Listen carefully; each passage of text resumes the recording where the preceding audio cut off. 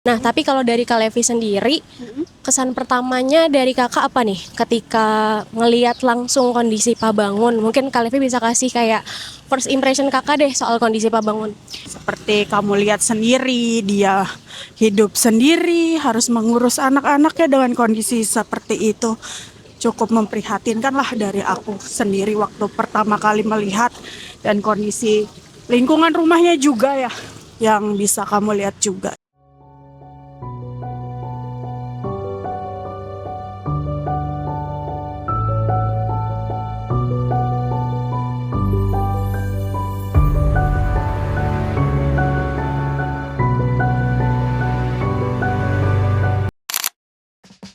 Halo teman-teman. Ini anyway kita lagi di lobby, jadi suara kita kayak agak bisik-bisik. Iya betul. Tapi kenapa kita bikin video ini? Seperti biasa, kita akan membuat video namanya Weekly Report Penghubung Perawatan. Jadi kita akan kasih kamu kira-kira habis kemana aja sih kita tuh selama 1 minggu ini, ya kan Kak Levi? Betul. Tapi juga kita bakalan ngobrol-ngobrol santai nih, cerita-cerita juga. Nanti Kak Levi bakal ceritain juga kira-kira ada apa aja sih yang paling membekas dari pasien yang udah Kakak visit di minggu ini. Nah, di minggu ini kan kita ada visit ke Pak Bangun, terus habis itu ada ke Zalfa, sama ada ke Pak Misnan. Tapi mungkin aku bakal tanya dulu nih teman-teman ke Kak Levi. Kalau misalkan Kak Levi disuruh milih satu kata nih buat menggambarkan minggu ini, kira-kira apa Kak? Bersyukur. Bersyukur. Kalau misalkan aku juga, kalau misalkan bisa diberikan satu kata untuk visit minggu ini, mungkin aku lebih ke kayak semangat sih. Kalau kalian bersyukur, kalau aku semangat. Nah, karena mungkin itu jadi ice breaking kita aja, soalnya ini udah masuk jam istirahat, kita lagi di office anyway. Jadi kita bakalan ngobrol-ngobrolnya sambil kita cari makan. Yuk, sambil jalan yuk. Nah, jadi aku bakalan mulai dari pasien Pak Bangun dulu nih. Itu kan jadi visit pertama aku ya Kak Levi selama masuk di penghubung perawatan. Tapi kalau dari Kak Levi sendiri itu juga visit pertama Kakak kan? Iya, pertama juga buat aku di Pak Bangun ini, visit pertama dan kasus pertama juga sebenarnya ini untuk Pak Bangun. Oke, jadi kita sama-sama visit pertama. Tapi sebenarnya ya Kak, aku tuh kan cuman baca datanya Pak Bangun doang kan. Terus sampai akhirnya aku beneran visit nih ke Pak Bangun. Aku ngeliat gimana Pak Bangun dengan kondisi luka fraktur di kakinya gitu kan. Aku jadi kayak ngeliat langsung secara nyata, aku bukan membayangkan lagi. Nah, tapi kalau dari Kak Levi sendiri, kesan pertamanya dari Kakak apa nih ketika ngeliat langsung kondisi Pak Bangun? Mungkin Kak Levi bisa kasih kayak first impression Kakak deh soal kondisi Pak Bangun. Iya, kondisinya memprihatinkan ya. Seperti kamu lihat sendiri, dia hidup sendiri, harus mengurus anak-anaknya dengan kondisi seperti itu. Cukup memprihatinkan lah dari aku sendiri waktu pertama kali melihat, dan kondisi lingkungan rumahnya juga ya, yang bisa kamu lihat juga. Itu sih yang aku lihat. Oke, mungkin dari first impression itu aku juga pengen nanya nih Kak Levi, kira-kira hari ini mau makan apa? Aku rencananya pengen makan apa ya, ayam kali ya. Ayam. Kesukaannya ayam. Ayam ya, itu ayam apa? Ayam goreng? Kayaknya yang berbumbu lah, nanti aku lihat dulu apaan. Oke, nanti kita bakalan kasih tahu ke viewers, ke sahabat penghubung perawatan. Hari ini ngobrol-ngobrolin pasien sambil makan ayam, karena aku udah bawa bekal, tapi gak bisa aku tunjukin karena nanti jatuhnya kayak ini kayak Oh iya, apa namanya itu? sponsor ya. Gak boleh. Gitu deh. Anyway, kita juga lagi di pinggir jalan di daerah Menteng. Boleh Kakak kasih tahu deh. Nah, gitu deh. Oke, balik lagi ke kita. Lanjut lagi nih ngobrolin soal Pak Bangun sambil kita ke tempat makan ayam yang diinginkan oleh Kak Levi. Mungkin kalau tadi Kak Levi bilang kondisinya memprihatinkan, terus abis gitu juga dari segi apa ya, kayak rumah dan lain sebagainya, mohon maaf, maksudnya kita bisa lihat sendiri lah ya kayak gimana. Tapi aku juga sempat kepikiran sih Kak Levi, kayak dari kondisi Pak Bangun tuh aku ngerasa bahwa oh ternyata kehidupan seseorang tuh bahkan bisa berubah sebegitu cepatnya, bahkan bisa berubah total cuman karena satu kecelakaan. Nah, tapi dari yang kita lihat bersama Kak Levi selama kita ke Pabangun, kalau menurut Kak Levi sendiri tantangan terbesar dari Pabangun tuh apa? Tantangan terbesar buat Pak Bangun ya. Perawatan ya sebenarnya. Iya, selama perawatan itu harus mematuhi semua makanan yang dikonsumsi, kemudian menjaga tetap lukanya itu ibarat jangan kotor. Terus juga dia harus banyak konsul sama beberapa dokter, itu salah satu tantangan, apalagi dia sudah lama ya. Dia itu Pak Bangun dari September 2025. Bayangin udah hampir 1 tahun, pasti ada rasa bosan ketika dengan penyakitnya ini. Nah itu mungkin salah satu tantangan dari Pak Bangun itu. Oke, benar sih. Anyway, sebelum lanjut ke pasien selanjutnya, mungkin kita pesen dulu kali ya makanan yang mau dimakan sama Kak Levi. Di mana, Kak? Ya, gak jualan, so sad. Coba kita ke sana.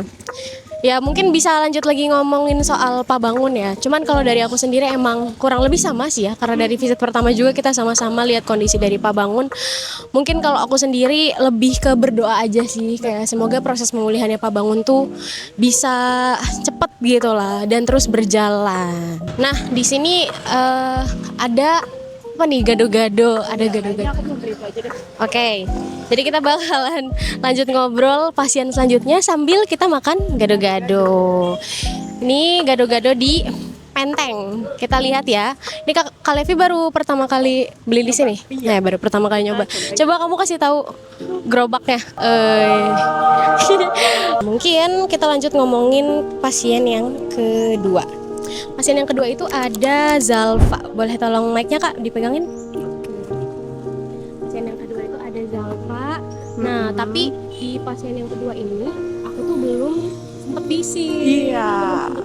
Tapi aku juga selalu ngelihat gimana video-video Zalfa dari dokumentasi emang kalian diambil selama di rumahnya Zalfa tuh. Satu hal yang aku selalu ingat tuh adalah senyum Zalfa. Iya, Zalfa iya. kan kayak Ceria, banget. betul. Abis itu suka senyum ya kan, ramah. ramah banget juga. Iya.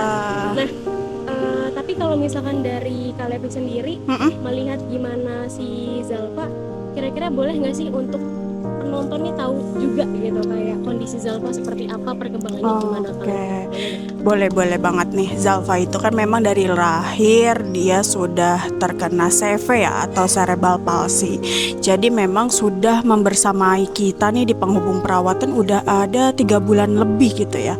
Nah apa aja sih perkembangan yang sudah dirasakan sama Zalfa ini? Yang pertama dia udah mulai bisa tungkurap sendiri, bahkan bisa angkat panggul sendiri. Itu sih walaupun memang kelihatannya bagi kita mudah ya, tapi bagi dia itu sesuatu yang luar biasa gitu. Itu perkembangan Zalfa. Dan tidak luput juga kenapa kita bisa berhasil. Nah, kooperatif, support dari ibunya itu sangat luar biasa juga ya untuk Zalfa. Pendampingan kami semua juga tidak bisa berhasil tanpa support dari sang ibu gitu, Vin. Tapi kalau misalkan aku boleh ngomong juga, selama aku ngelihat dokumentasinya tuh aku jujur salut banget sih Kak Levi sama ibunya, karena ibunya bener-bener mendampingi bagaimana proses perawatan Zalfa.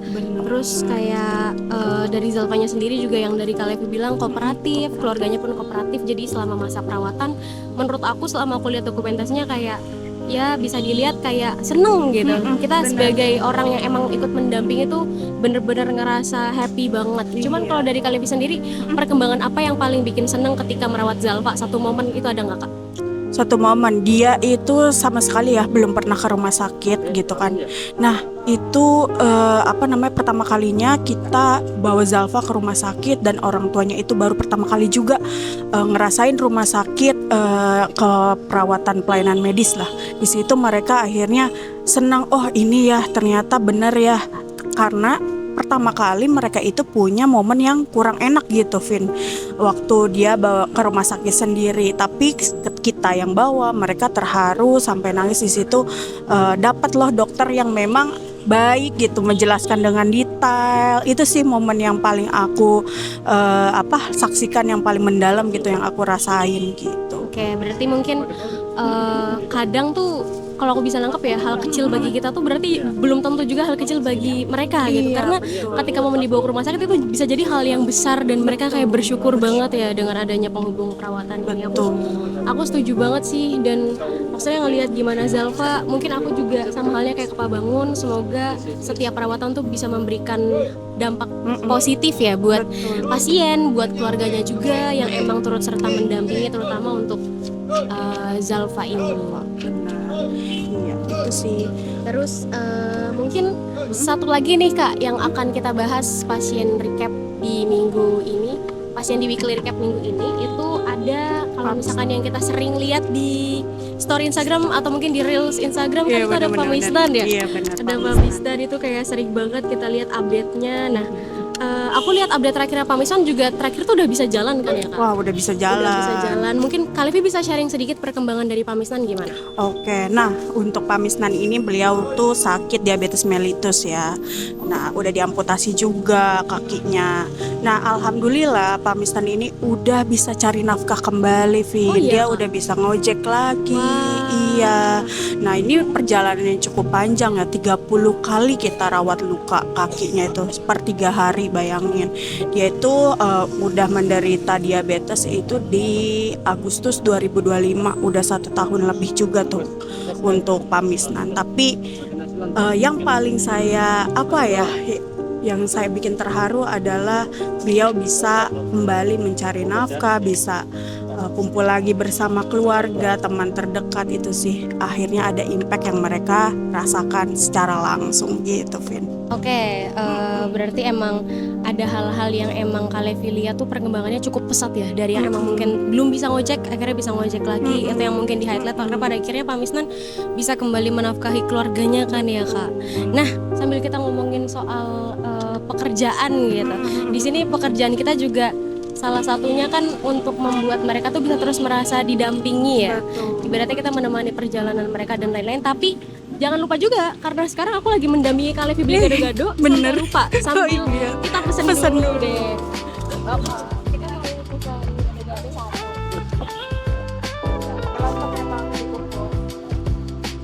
Satu aja. Satu aja. Jadi kita Iya. pesen gado-gado, kita nanti lanjut ngobrolin soal pemeriksaan lagi, tapi kita lihat dulu gimana hasilnya. Kalian pesan dibungkus. Iya, dibungkus. Sedang aja ya, Bang. Ya. Pakai lontong ya? Iya, pakai lontong. Pakai telur. Enggak. Gado di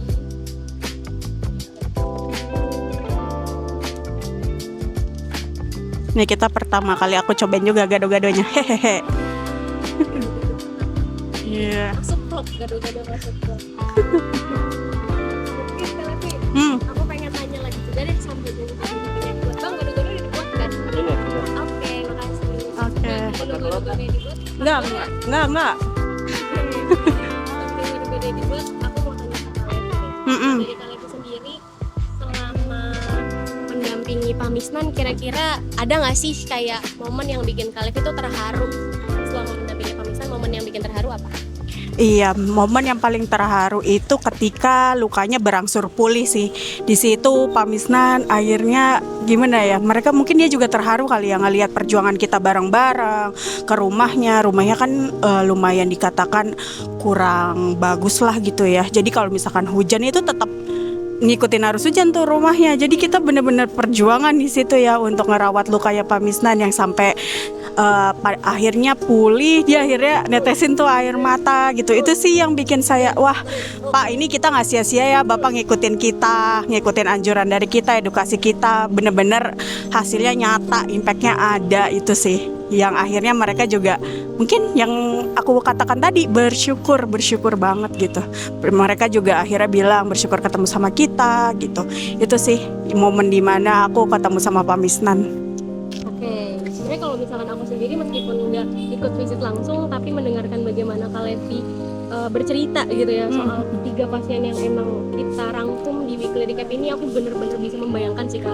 So aku bener-bener bisa membayangkan gimana kondisinya, mungkin gimana struggle-nya, tapi juga di satu sisi ada kayak rasa bersyukur ya selama mendampingi mereka dan melihat bagaimana perubahan yang emang udah ada selama kita merawat mereka. Dan satu doa juga untuk Pamisnan kalau dari aku ya, semoga Sebentar ya.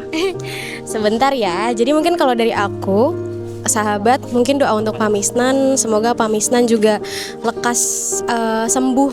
Maksudnya dari keadaan yang ada, semoga Pamisnan selalu bisa sehat-sehat terus ya kayak doanya kan. Semoga Pamisnan juga mungkin bisa kayak semangat terus juga ketika menjalani hidupnya. Bang, boleh gak Bang say hi ke konten saya? Nah, ini namanya gado-gado apa Bang?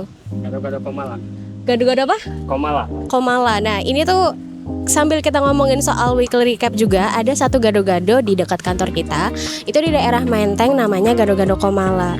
Nih, jadi ini abangnya nih, ini jualan gado-gado dong. Jualan gado-gado, satu porsi berapa Bang? Satu porsi kalau komplit 23.000. 23.000. Kalau pakai nasi lontong 18. Kalau polosan 15. Oh gitu, Bang, boleh nggak Bang? Aku tanya satu deh Bang. Buat orang-orang yang sekarang lagi melakukan perawatan kesehatan, buat kalau dari Abang sendiri, apa sih kata-kata buat mereka supaya terus semangat Bang? Supaya sembuh. Ada nggak Bang? Ada nggak? Kayak Ada sih. apa? Ayo Bang, satu aja, cepet dong Bang, cepet dong Bang. Iya. Apa ya? Misalkan kayak lagi sakit, terus sekarang lagi masa pemulihan, Abang bisa. Ya tetap semangat aja. Semoga cepat bekas sembuh. Gitu aja. Oke, makasih ya Bang. Nah, ini kita udah pulang dari gado-gado Komala dari abangnya. Sambil kita juga sebenarnya sudah selesai merecap 3 pasien kita yang emang udah kita datangin di minggu ini ya sahabat. Jadi aku berharap sih semoga dari weekly recap ini ya Kak Levi kita bisa mengenal perjalanan dari setiap pasien yang emang kita visit, kita datengin gitu. Dan bukan cuma dari kondisinya aja sih, tapi dari kayak cerita-cerita di baliknya. Aku ngerasa kayak sangat inspiring juga pasien-pasien kita, pasien-pasien hebat kita, yang mana perjalanan mereka itu juga membuat kita jadi merasa bisa terus ikut semangat juga untuk mendampingi. Kitanya juga merasa bahwa dari apa yang emang lagi diperjuangkan sama mereka alias kesembuhan itu juga bisa bikin kita lebih bersyukur setiap harinya untuk menghargai apa yang emang kita miliki, kayak misalkan keluarga atau mungkin kayak diri kita sendiri juga. Jadi kita belajar untuk lebih bersyukur seperti pesannya Kak Levi di awal video. Nah, kalau dari aku kan mungkin closing statementnya ya sama aja kayak Kak Levi sih, semangat dan bersyukur dan pantang menyerah. Mungkin kalau dari Kak Levi ada nggak closing statement buat para pasien yang emang sekarang atau mungkin di penghubung perawatan atau mungkin buat penonton gitu, ada gak closing statement di weekly recap kali ini? Iya, faktor kesehatan yang paling utama adalah pikiran kita. Jadi kalau bisa harus bisa ya berpikir positif terus. Buanglah jauh-jauh pikiran negatif, karena pikiran yang positif akan membangun badan yang sehat juga. Oke, pikiran positif akan membangun badan yang sehat. Di balik badan yang sehat, kita juga perlu makanan yang sehat seperti gado-gado Komala tadi. Dan juga supaya kita bisa jiwa dan pikiran kita sehat, mungkin kita sesekali boleh lah untuk refreshing, istirahat sejenak ya, kayak jangan kerja terus gitu. Karena kalau misalkan teman-teman lihat, ini sebenarnya di daerah Menteng nih oke banget buat kalian tuh bisa jalan gitu kan. Jalan tuh juga efektif ya Kak, Iya, buat bener. olahraga ringan kan. Bener. Nih, ini vibes-nya kalian bisa lihat nih. Tuh, mungkin aku bakal tunjukin. Tara. Sama Kak Levi juga deh.